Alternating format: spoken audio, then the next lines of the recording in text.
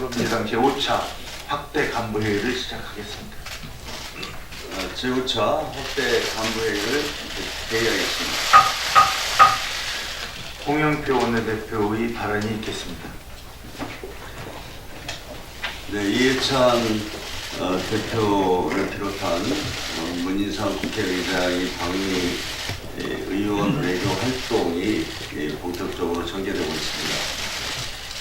한반도 비핵화와 평화에 대한 한국 국민들과 한국 국회의 지지를 적극적으로 미국에 전달하고 미국 의회도 함께 해달라는 그런 목적을 가지고 방미 활동을 하고 있습니다.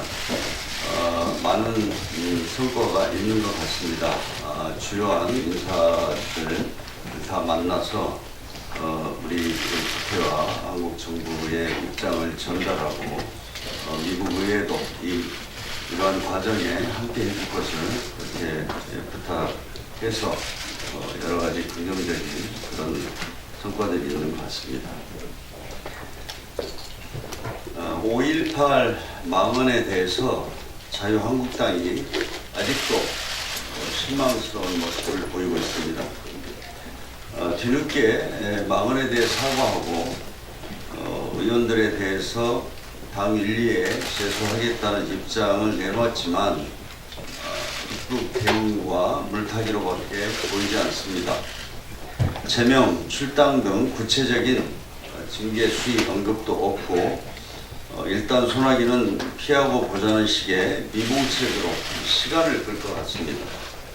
자유한국당이 지금 할 일은 5.18 망언에 대해 철저하게 성찰하고 반성하며 관련자들에 대해 책임 있는 조치를 취해야 합니다.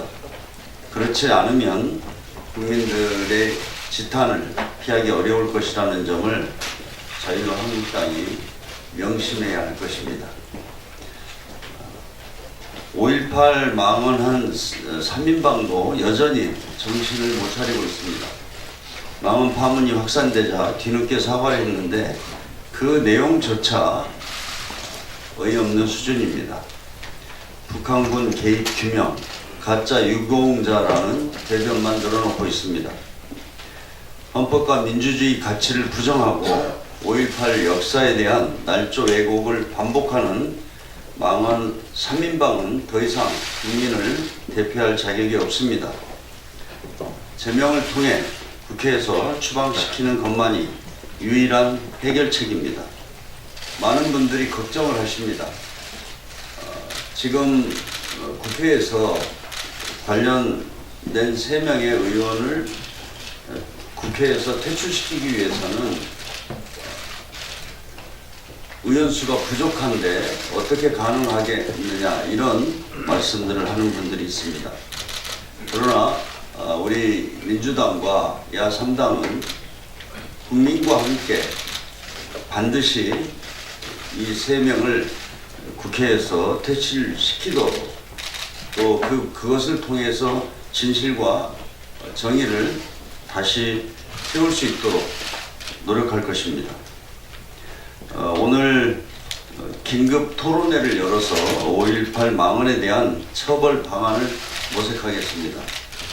어제 밝힌 대로 여야 4당 공조를 통해 5.18 민주화운동 특별법 개정안도 발의해서 민주주의와 역사에 대한 날조, 왜곡 행위가 다시 발생하지 않도록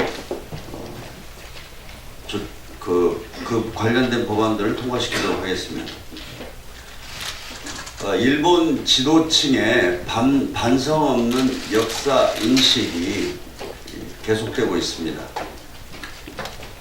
일본의 지도층들은 21세기에 여전히 20세기의 편협한 역사 인식에서 벗어나지 못하고 있습니다.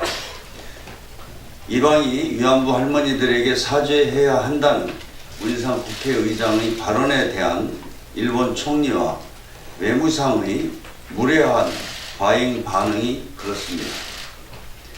문인상 의장 발언은 위안부 피해자 할머니들의 상처를 치유하기 위해 일본 측이 진정성 있는 자세를 보일 것을 요구하는 것입니다. 일본 정부가 위안부 피해자 할머니들에 대해 지금까지 단 한 번도 사과다운 사과를 하지 않았다는 점에서 지극히 합당한 지적입니다. 그럼에도 일본은 여전히 어두운 과거사를 부정하려고만 합니다. 그러나 일본 정부가 아무리 역사를 부정하려 해도 식민지배 시절 일본의 범죄 사실이 없어지는 것은 아닙니다. 과거사에 대한 진정한 인정과 반성에서 한일 양국이 미래지향적인 관계로 나아갈 수 있다는 것은 일본 정부는 똑바로 알아야 합니다. 일본 정부의 이 같은 역사 인식은 한일 관계뿐만 아니라 동아시아 전체의 평화를 위해서도 바람직하지 않습니다. 한반도 평화와 동아시아 미래를 위해 함께 협력해야 할 시기에 일본의 반성 없는 시대착오적인 역사 인식이 걸림돌이 되어서는 안 됩니다. 일본 정부가 21세기에 맞는 전향적인 역사 인식과 거기에 상응하는 조치를 취해줄 것을 기대합니다. 이상입니다.